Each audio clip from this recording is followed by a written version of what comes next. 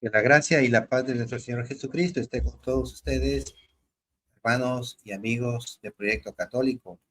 Me da mucho gusto volver a estar con ustedes y en esta ocasión tratar un tema que es muy controversial entre católicos y hermanos protestantes, pero también en relación a lo interior del mundo evangélico. Para los católicos, este es un tema, entre otros, que es muy desconocido. Los hermanos católicos, muchos creen que las doctrinas evangélicas tienen muchas cosas parecidas, pero lamentablemente esto no es así. Y surge de este tema que para los evangélicos lo han llegado a llamar ellos sola escritura, que vamos a explicar qué es esto de la sola escritura.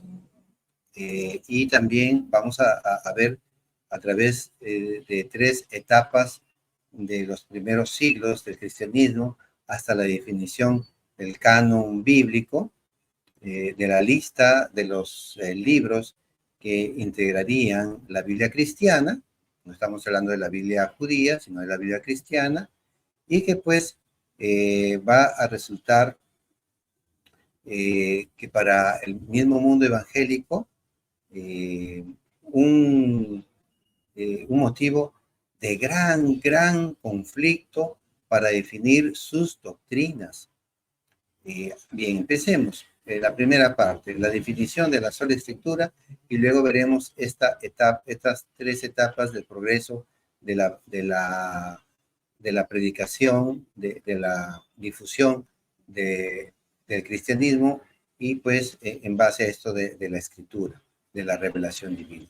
Bien, entonces, escritura. Empecemos primero por esto de la sola escritura. Como ustedes ven, podemos hablar de dos conceptos, la palabra sola y la palabra escritura.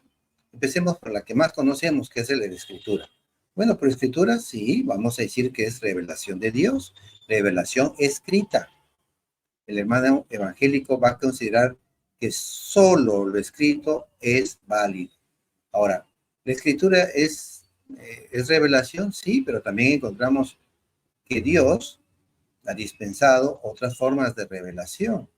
La naturaleza misma es revelación, porque el hombre, como dice la primera carta a los romanos, desde en el capítulo 1, versículos 25 adelante, o 23, si no mal no recuerdo, nos va a decir Pablo, que el hombre puede percibir con su razón en las obras de la creación la existencia de Dios. Dios se le revela al hombre. Entonces, pero Dios también se ha revelado a través de hombres, a través de profetas, por ejemplo, a través de Moisés, de los patriarcas. Recordemos que se le presentó a Noé, se le presentó a Abraham pues le da las promesas, eh, luego llegamos hasta Moisés, ¿no? Le habla a los profetas. Los profetas van a recibir esta revelación divina y la va a escribir. Cristo va a hablar a los apóstoles y luego, posteriormente, los apóstoles van a escribirlo. Entonces, la escritura llega a nosotros como revelación, como palabra de Dios, que es sagrada. Ahora, esto de sagrada también va a ser definida no en el primer momento, porque veamos que en el primer siglo, acabado el primer siglo, no se tenía la lista total de los escritos del Nuevo Testamento. Lo del Antiguo Testamento lo vamos a explicar en un momentito más. Bien, entonces, lo escrito es palabra de Dios. Sí, es inspirada por Dios. Los eh, 73 libros que componen el Antiguo y el Nuevo Testamento, la Biblia cristiana, es palabra de Dios, es revelación de Dios. Ahora, la pregunta ¿es la única fuente de la revelación? ¿Es la única fuente de fe, de doctrina y de moral para el cristiano, como es para los hermanos evangélicos? ¿No?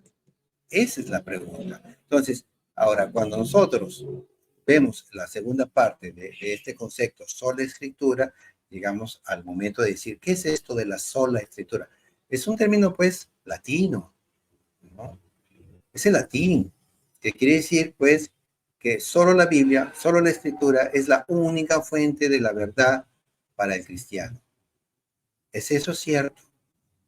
Entonces, miren, y lo vamos a explicar en 3 etapas, ¿no? De los tiempos apostólicos y post-apostólicos.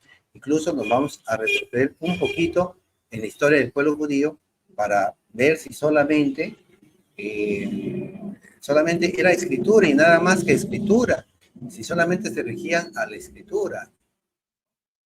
Vamos a ver eso. Pero vamos a hacer 2 definiciones bíblicas y que les vamos a dejar como, digamos, como un esfuerzo intelectual de acudir a la Biblia, pero no, a ver, vamos a ver si, deme un segundito para abrir una Biblia, evangélica y poder verlo con, este, con, con las Sagradas Escrituras. A ver, vamos a ver. Vamos para allá, vamos a abrir una nueva ventana para compartirla y, a ver. Vamos un momentito, denme un momentito. A ver, vamos aquí, lo tenemos. A ver, aquí está. Bien. Entonces tenemos en esta página web evangélica, ¿no? Bible Gateway, disculpen mi inglés, ¿no? A ver, estamos en la segunda carta a los Tesalonicenses, capítulo 2, versículo 15. A ver, vamos a ver si solamente Dios transmite su palabra a través de la forma escrita. Y nos vamos al segundo capítulo de la segunda carta a los Tesalonicenses. Vamos a agrandar un poquito el tamaño de letra. Ya está en 25. Vamos a agrandarlo más. A ver, aquí lo tenemos. Segunda carta a los Tesalonicenses, capítulo 2, versículo 15. Así que, hermanos, sigan firmes y no se olviden de las tradiciones que les hemos enseñado personalmente y por carta, las tradiciones. Esta versión es la llamada Dios habla hoy y es de las Sociedades Bíblicas Unidas. Tiene varias versiones desde el año 1966, 70, 79, 83, 96, ¿no? Bien, entonces, miren cómo nos dice aquí, hermanos, sigan firmes y no se olviden de las tradiciones que les hemos enseñado personalmente y por carta. Enseñanza personal es la tradición oral, es la forma oral, y por carta es la epístola, ¿no?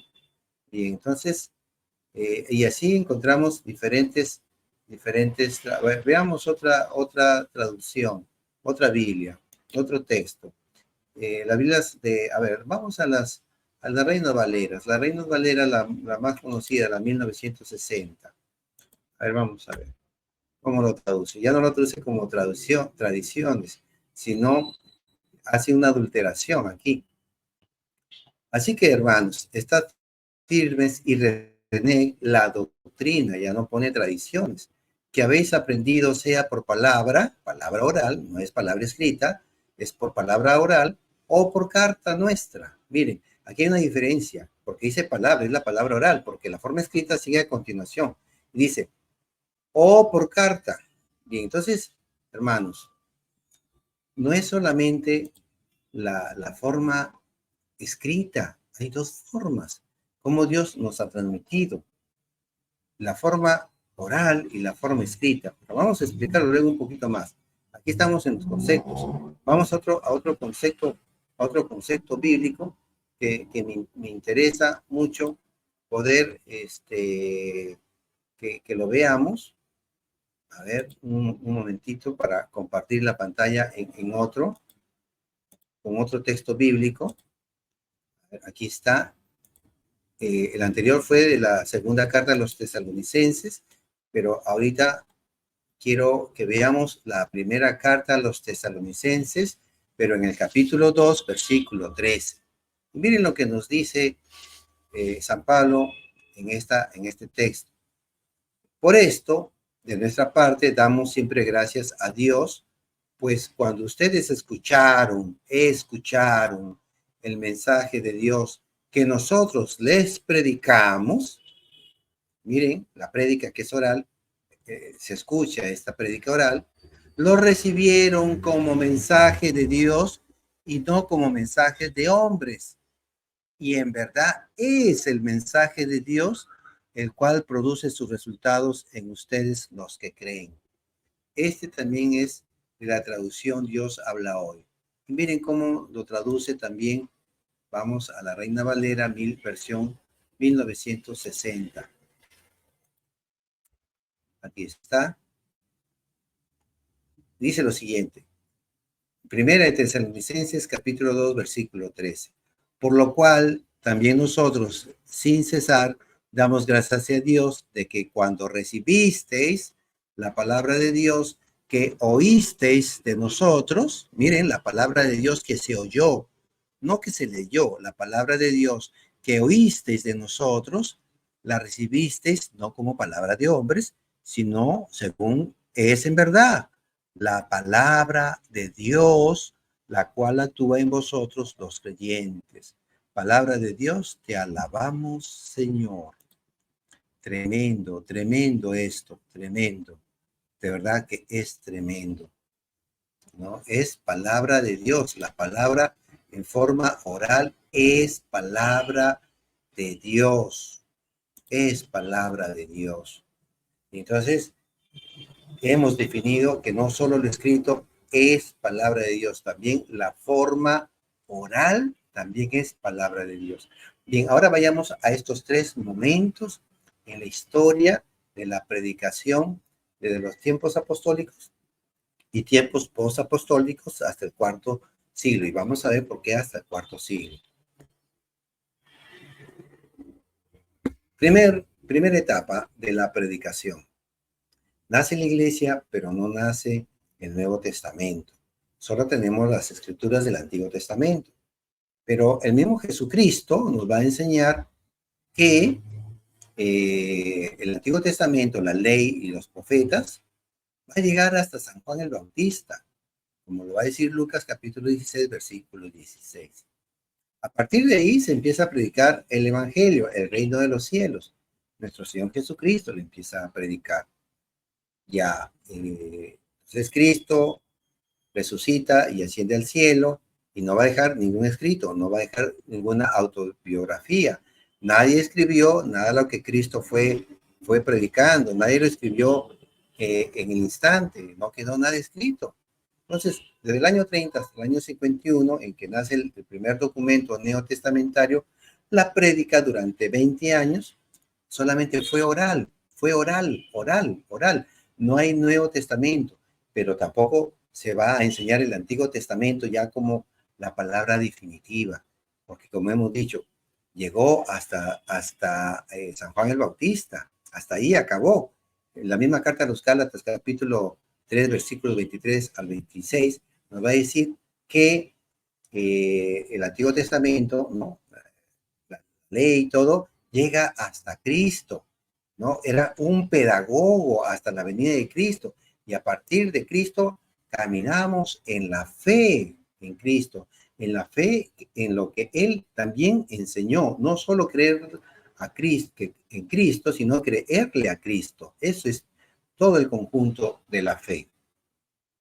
Bien, entonces, ahora es el Nuevo Testamento, pero, oh, sorpresa, no hay Nuevo Testamento, no hay escritura neotestamentaria que sea inspirada y sagrada, que sea inspirada por Dios y que sea sagrada por Él.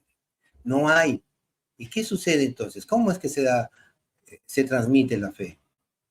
De forma oral, tradición oral, no es la tradición escrita, no es por epístola, no es por carta, es a viva voz, de boca. Es la iglesia la que está enseñando, es la iglesia la que está transmitiendo la palabra de Dios. Miren, ahí con este primer periodo se rompe como un cristal este concepto de la sola escritura.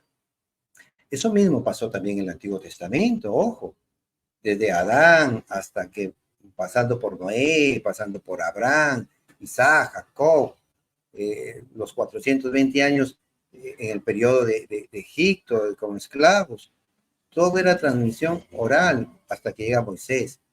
Pero incluso durante el tiempo de Moisés, y hasta que él recibe las tablas de parte de Dios, había tradición oral. Y estas tablas no contenían todo el acontecer del pueblo de Israel en Éxodo, en el tiempo del Éxodo. Moisés escribe solo una parte, no escribe todo. Vamos a ver que hay tres fuentes: la fuente yavista, la fuente logista y la fuente sacerdotal. La sacerdotal llega hasta los tiempos de Esdras, aproximadamente siglo VI antes de nuestro Señor Jesucristo, pero todavía quedan algunos escritos más, ¿no? Como los macabeos, ¿no? Libros de sabiduría, etcétera, que se siguen escribiendo.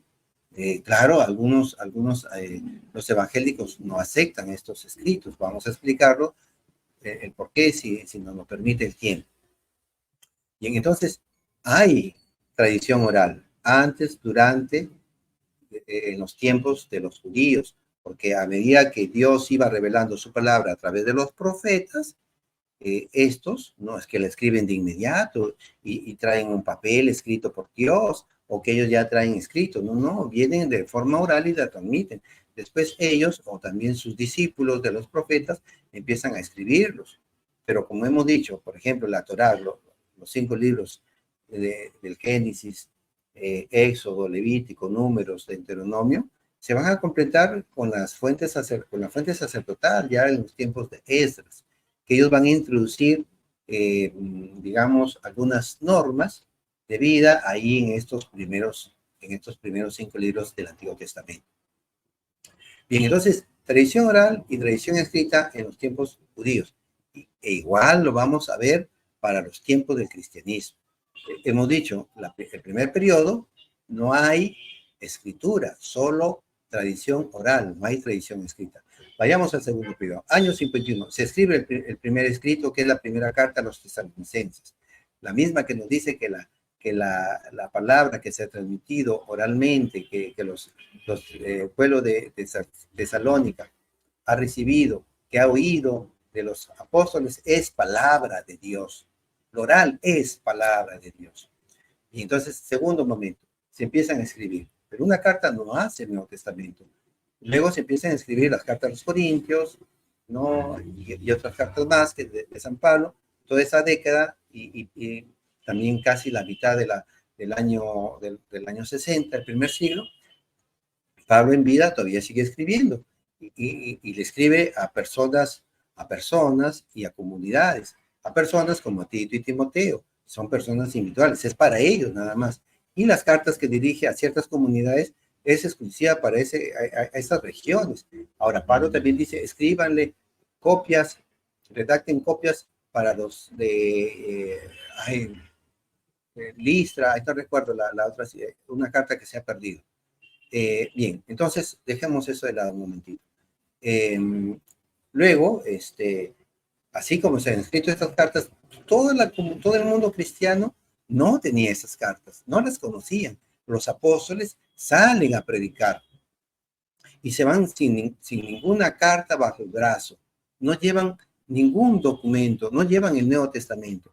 Incluso, por ejemplo, Santiago se muere en el año 42 y no ve nada escrito todavía. San Pedro también mueren y no conocen el Evangelio de Juan. ¿Y qué? O sea, ¿no predicaron lo que Juan escribió? ¿Ah? ¿Qué pasó ahí? Llegamos a los años 90, hasta el año 100, y recién se va a escribir el Evangelio de Juan y las tres cartas de Juan. ¿Qué? O sea, el pueblo cristiano no conoció esa enseñanza de San Juan. ¿Qué pasó ahí? ¿Ah? Bien, entonces tenemos tradición oral y ya la naciente tradición escrita, ¿no? Pero todavía hay que ponernos a ver que existían también otros escritos en los tiempos apostólicos, ¿sí? Por ejemplo, la Didache o Didache del año 75, la primera carta de San Clemente de Roma, el tercer papa, que le escribe a los corintios a propósito de un boicot, ¿no? De una rebelión que tuvieron los laicos ahí en Corinto y contra sus presbíteros, sus obispos, los depusieron. Y miren cómo es que el obispo de Roma interviene ahí en esa comunidad, porque es el Papa, pues, que manda, ordena. Bueno, entonces tenemos estas cartas en estos tiempos apostólicos. Pero bueno, hasta ahí terminó el año 100 y no se definió cuáles serían, cuál sería el canon, la lista, ¿no? La regla, el estándar de lo que sería el Nuevo Testamento. No, no. Termina este segundo periodo y pasamos a un tercer periodo. Vamos a partir del siglo segundo en adelante.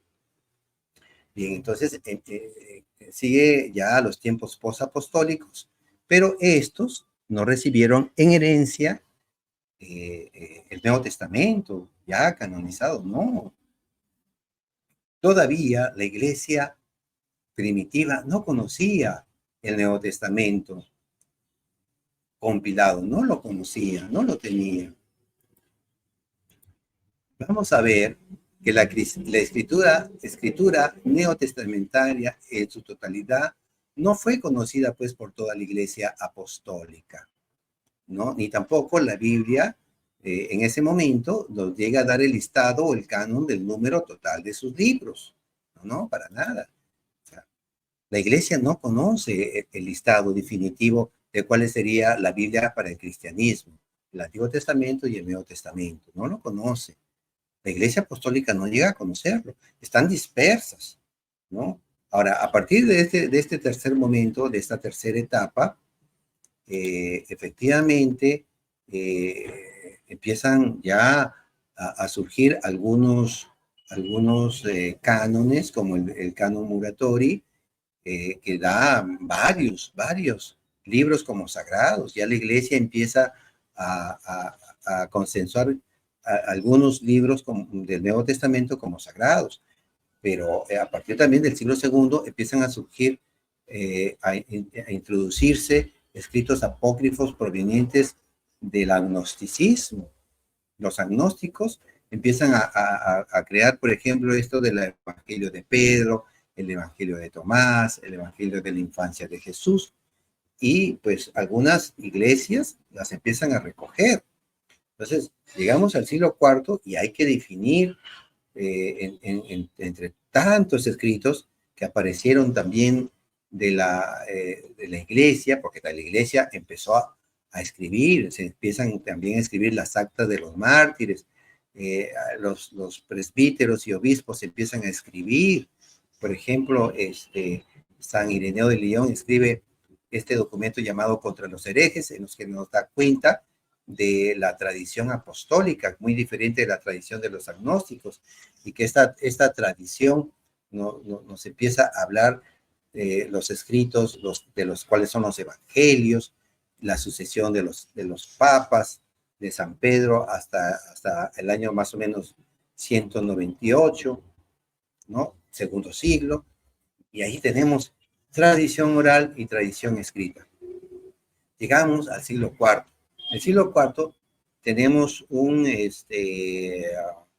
anticipo ya con San Anastasio que nos da una lista ya completa de lo que la mayoría en la Iglesia Católica ya aceptaba como libros sagrados, pero San Anastasio no es un papa y este no es todavía un escrito oficial para toda la Iglesia. Y llegamos al año 382 después de Jesucristo, en el Sínodo de Roma, el Papa Damaso I, que dicta cuáles son, pues, ya la totalidad de los libros, tanto del Antiguo Testamento como del Nuevo Testamento, que son los libros que la Iglesia Católica contiene hoy día.